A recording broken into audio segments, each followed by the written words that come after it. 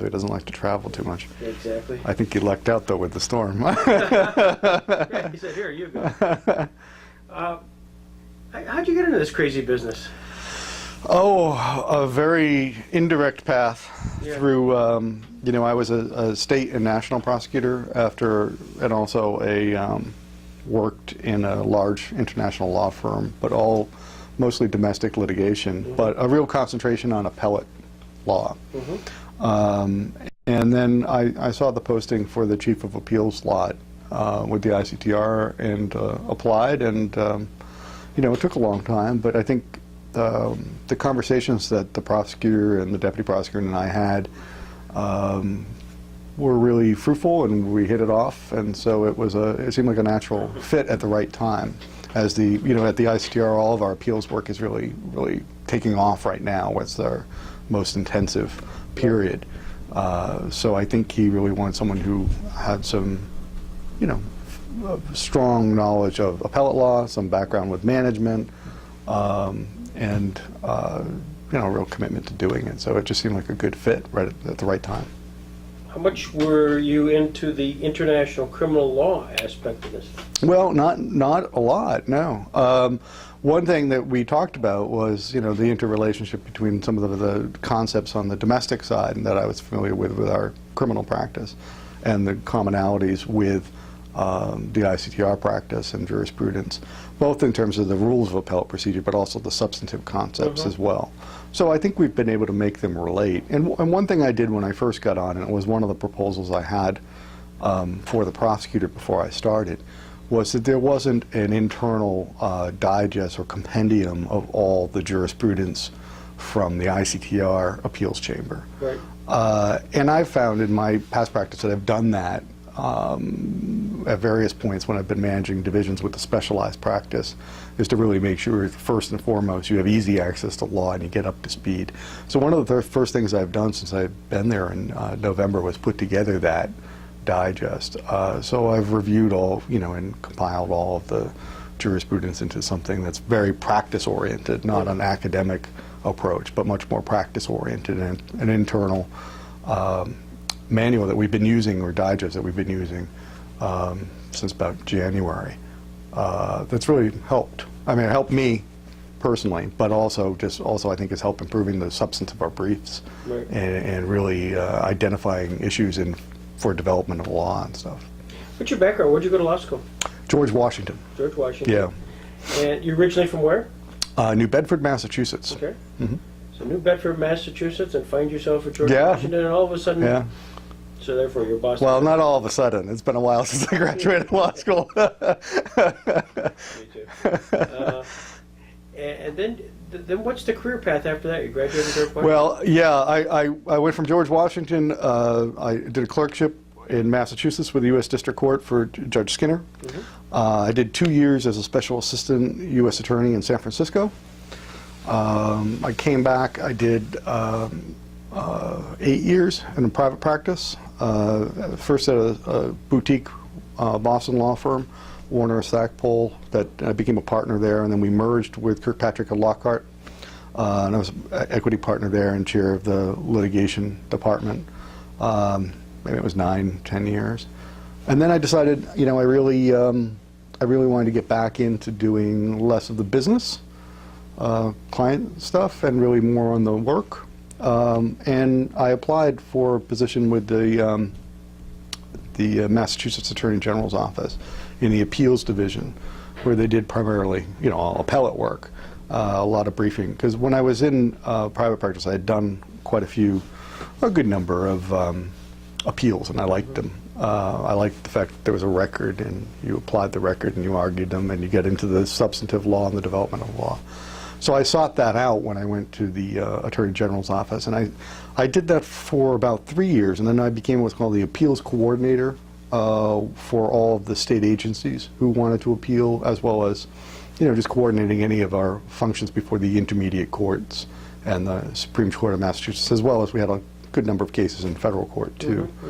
And then I became the chief of the division within the Criminal Bureau 4 or 5 years ago. And I stayed there for about 3 more years. So I was there for a total of 10 years. Again, and had some great experiences. Worked on some Supreme Court cases, a lot of cases before the Supreme Judicial Court of Massachusetts, the First Circuit, and our Intermediate Court. Small division, but the work was very challenging. And I love working for a state attorney general's office because you see the full mix. Sure. And I've always liked some diversity in my practice. So I did state and federal, civil and criminal, and some complicated regulatory stuff, and some, just straight out murder cases.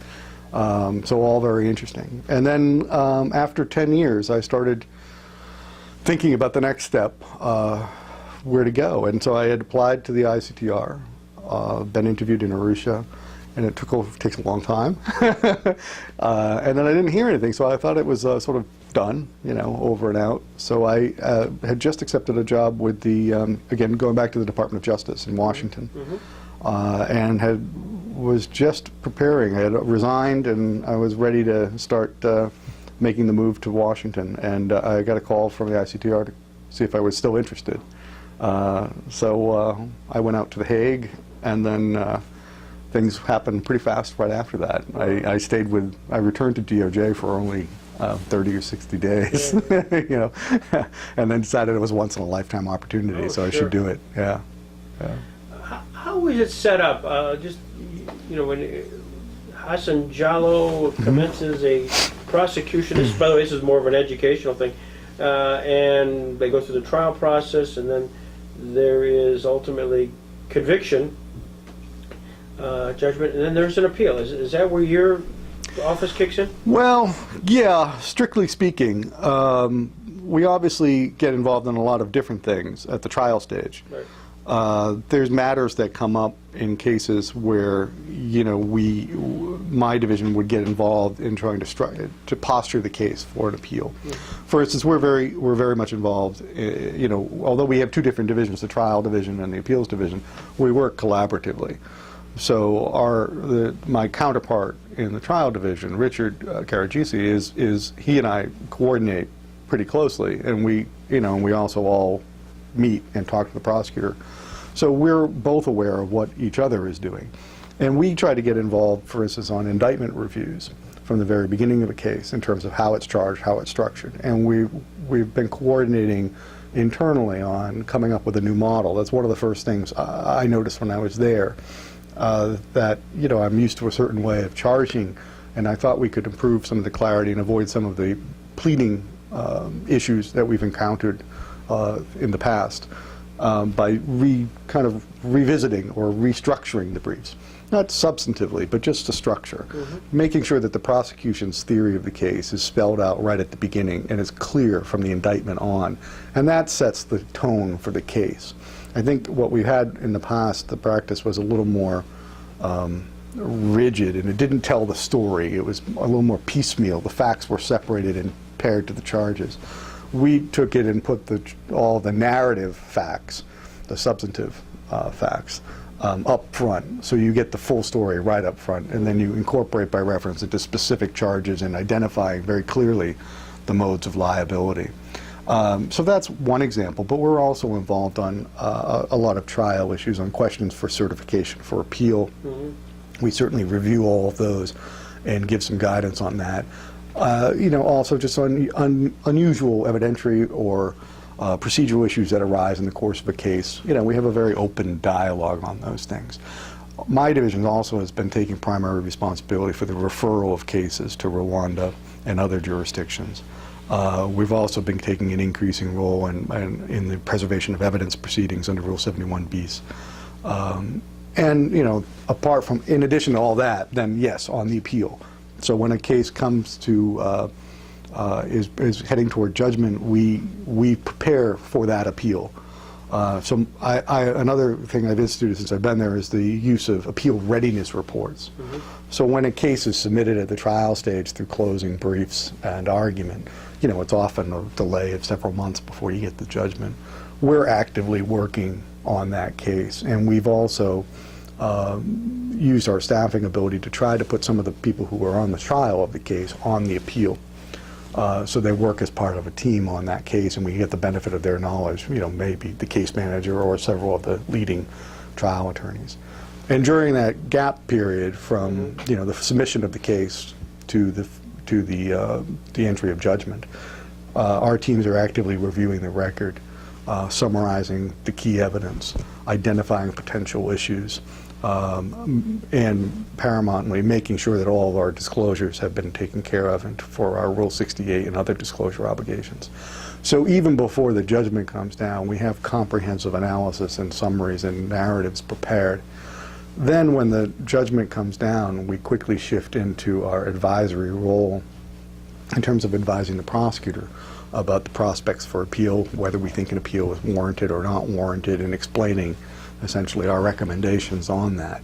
We just finished, just before I left Arusha, we just finished one on another major case, and that was submitted. But those are, having done the preparatory work before, it makes it much easier to then analyze the judgments, because as you know, they're very tight on timelines. That's one of the most surprising things I found in the shift from my national practice to the tribunal practice is, in my practice, it was very easy to get pretty good extensions of time. They were pretty common. It's not very common at all at the ICTR, and the judgments are much bigger than the ones we usually deal with on the state side. So that's been a real time-consuming and time-saving device. But once the opinion goes in, we then we talk about it internally. Make sure everyone within the division has ideas. We talk to the trial team, make sure they're on board, and we of course present it to the prosecutor for his ultimate determination.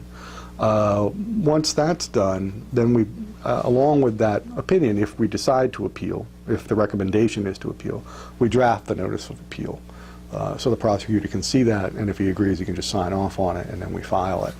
And then we shift, of course, to the regular appellate mode in terms of preparing our briefs and responding to the other briefs, and we're off and running. Oh, interesting. So who's your boss? Well, who do I report to? Directly to the prosecutor. Prosecutor. Yeah. So you report to Hassan. So you're preparing all along, and recently you just the appeal process was done, and there was a judgment down. And I'm just drawing a complete blank on the name, but there was a pretty high profile. The Butari case? Yes. Yeah, that's the one that just came down this summer. Right. It was one of the, it's 6 accused. Pretty much all, I think 5 received life sentences, or 4 received life sentences, and two had lesser sentences. That was one, it was also, 1,600-page judgment. Mm-hmm. That's one example where we asked for, along with the defense teams, we all went in and asked for a reasonable extension of time so we could analyze the judgment, prepare the notice of appeal. We got a little bit of time, they got a lot more time. Mm-hmm. But yeah, ours will be due September 1st, our notice of appeal, if we file one. Yeah. Will you? That's up to the prosecutor. Yeah. Yeah. There may be we had a very favorable judgment from the trial chamber. So the issues, if there are any issues on appeal, would be fairly minor. Not minor, but there would be limited issues because it doesn't raise a host of issues from our perspective, because most of it was very favorable to us. Yeah, because I know reading Hassan had made a lot of public comments about the case. And, mm-hmm. Is there many more? What's left? Oh well, there are a lot of appeals coming that have yet to be decided. When I get back, for instance, we have the Military 2 appeal is coming due. Mm-hmm. We did file a notice of appeal on that, on substantive issues as well as sentencing issues. And those are 4 accused. That briefing will be due in October and toward the end of the year. Mm-hmm. We also have immediately when I get back our successful Rule 11 application for the referral of cases. That judgment came down in June, and the defense brief will be due basically Wednesday when I get back. And then we'll have 10 days to file our brief. Then in addition to that, we have all the other cases that are pending. There's the government, the Karamara case, which is anticipated to be decided at the end of this year. And then there's 5 other ongoing cases where judgments are also anticipated at the end of the year. So between now and, between what's pending now and what will be decided, one is supposed to be decided by the end of 2011 or maybe January 2012, we'll have as many as 50 new appeals, possibly. And there's a good, and along with that comes all of the motions practice, which is going to be substantial, as particularly as we make additional disclosures that typically generates substantial motions practice. So it's going to be a very intensive period, at least through 2012 and into 2013. Have you been given any sort of, all the tribunals have talked about economics, wrap up, legacy, timelines, all those things. Are you under those kind of? Absolutely, absolutely. Yeah, we just finished the biennium budget for 2011, 2012, and there's a lot of pressure to start cutting and start downsizing. The work is going to dictate it from our timeline estimates of where we project appeals based on the filing of the entry of judgment to the completion of the cases. A good number will be wrapped up by to the end of 2012. There's several cases still pending. We anticipate several judgments are going to be returned this September. We just received notice for 2 cases. There's 2 arguments. And as they work their way through, some of the larger multi-accused cases, like the Butari case we were just talking about in the Mill 2, those cases are going to, because of translations and other issues in briefing, they're going to drag out longer, and they're going to take longer for the appeals chamber to resolve. So we don't anticipate those being submitted even until 2013. So we're generating our budgets and staffing needs based on the anticipated projections of cases and the timelines for submission to the appeals chamber. And I mean submission, not post-argument. Because some of them I think will run even longer in terms of when the appeals chamber decides them. That could take another couple months or longer. So we have that constantly in mind. We're also, the prosecutor is committed to doing a lot of these legacy projects and telling the story of the accomplishments of his office and the ICTR in general with the registry and other officials. But we'll be involved in that as well. And have already started sketching out some ideas for how that should look and what should go into it. And I would like to play a role in that as well, and I think I probably will, at least at some level in some fashion. Certainly for my division, but I think overall I'd like to contribute to that. And that's a big task, very big task. Do you love the courtroom activity? I do. I haven't. I've been to the appeals chamber a couple times now on several of our cases, and I'm trying to find, one that I can get. I like to argue cases that I'm briefed and that I'm really involved in. So it's taken some time for me to work into the cases. I've been reviewing and editing a lot, and I right after I got started, I got heavily involved in the Rule 11 referral matters, and have now. By the way, for the camera, out. what does that mean? Oh, the Rule 11 bis is the procedure, the new a rule within the ICTR jurisprudence that allows, on application of the prosecutor, cases to be referred to a national jurisdiction for trial. And they usually involve the more low-level perpetrators. And it's got to show, the application has to show that the referral of the case to the national jurisdiction meet certain technical requirements in terms of sentencing and things like that, and jurisdiction over the crimes. But broadly stated, it's got to show that the jurisdiction can secure the accused a fair trial, and has all the guarantees of a fair trial will be respected in the national jurisdiction.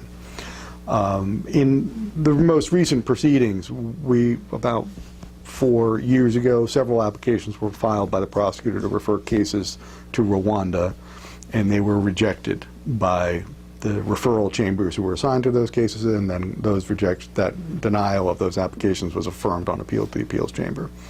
Several years later, the prosecutor filed 3 new applications for referral in October or early November of 2010. Those cases, 2 were essentially stayed by the chamber and 1 proceeded. The 2 that were stayed were fugitive cases. The one that preceded is someone who's in custody, the Jean Unkindi case. That involved very substantial briefing. The application itself is very comprehensive, and it really is intended to show all the legal framework that exists in Rwanda, both for jurisdiction as well as fair trial rights, and sentencing and confinement issues, everything. It lays it all out. It then generated a good deal of practice in briefing from the other side. The defense filed briefs. There's a round of amicus briefs solicited, both for and against the application. And then, there are additional submissions by the prosecutor and the defense.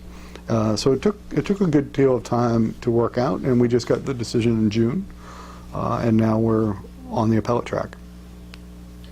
What's Robert Jackson mean to you in your work, and since Nuremberg, Yugoslavia, Rwanda, sort of are somewhat of a, those current tribunals, they're sort of direct descendants of Nuremberg Yes. and Jackson. Does that Jackson name mean much to you and what you work? Well, absolutely. I was. That's one of the reasons I was thrilled that I had this opportunity to come. I mean, I've certainly known about Jackson. I've heard about Chautauqua, and it seems like a great. And when I saw the list of people who are attending, it's a great opportunity to come and share ideas and learn from everyone else's experiences. And it also gives you just, for someone like me, as you said, a kid from New Bedford, Massachusetts, it's you realize just how far you've come, that I've have an ability to work on cases that are in the continuum of that legacy, and that are really helping, I hope, shape the development of the law in a way that's going to really positively contribute to everyone. I have a real strong commitment to it, and I sense working with the people I'm working with at the ICTR, they share that same commitment. We're not in it for an individual case. We're not in it just for some small point. Everyone sees their broader role. And I think that's one of the most exciting things we do. We have very strenuous and vigorous debates about almost every issue we pursue, both procedurally and substantively. And it's all geared toward shaping what will contribute, what will make a contribution to the development of a law consistent with what's been done in the past, but with an eye, obviously, toward the future. And I think that's a solemn obligation that we all take very seriously. And it's great to be able to share those views with some of the other prosecutors in other offices. We actually just sent 2 of our people this summer to a training program by the Ottawa Bar Association. And they came back, they had a fabulous training, but what they were most impressed with were all the national prosecutors who were so impressed and interested in what they were doing, because it really is, because everyone does see it as a continuation of Nuremberg, and it's the real path, I hope, of the future, that international justice will have a much more meaningful impact and be able to really resolve so many more conflicts maybe before they happen. So. The ICTR, as it does wind up, if you had to project in 2015 and somebody asked you to speak on the legacy of the Rwandan Tribunal, what do you think you'll be saying? Well, I would focus only on my own experiences. I think someone, the prosecutor and others will have their own perspective from the beginning. I'm focused on the last stages, the appellate stages, and I'd like to do 2 things. I mean, I think I'm very proud so far, and I hope we hang on to it, of the referral of cases to Rwanda. I think it's a major psychological boost to the people of Rwanda. I think it also shows that the government of Rwanda and the country have really made great strides in moving forward and trying to develop their systems so that they can take responsibility in trying these cases, doing them fairly. And I think, from everything I've seen and what the prosecutor's seen, the application is well supported.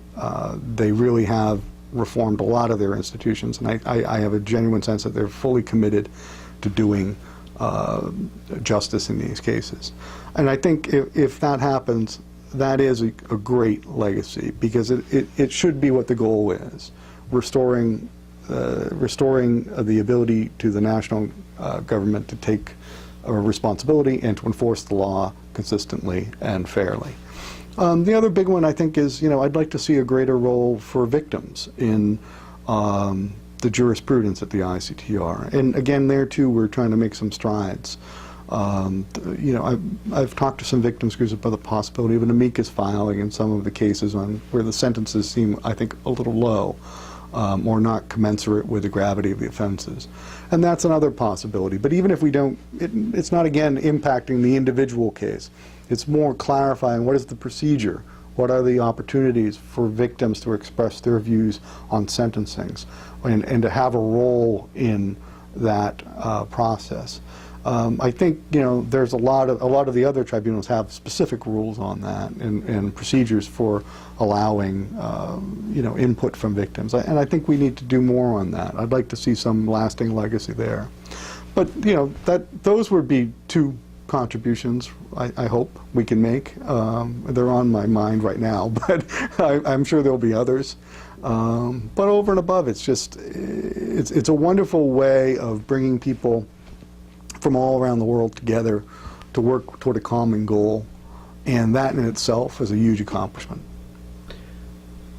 One of the big positions that is currently open in your field is the chief prosecutor of the ICC. Mm-hmm. Ocampo's term is expiring, Yes. and I know there's been some candidates out there. If you had to handicap it, do you get a sense of who would be the likely successor? Oh, no idea. I'm learning about all these people right now, and I can't see. There seem to be many, many qualified candidates, and I think it's a huge responsibility. So I just hope that they. I'm sure of all the names I've heard, every one of them would be a great job. Would do a great job, and I think would make a great contribution. You've made a great contribution for not only getting here, but we really appreciate you coming and being a participant. I think you're going to enjoy the next few days, just relaxing, if nothing else. You'll learn, but you'll have a chance to, on the porch of Chautauqua, sit, relax, have a glass of wine, and kind of talk to people that are of your ilk. Yeah, well, I'm looking forward to it. I'm very glad I made it. As are we. So thank you. Great, thank you. And our next, anyways, you're certainly free to relax and do whatever.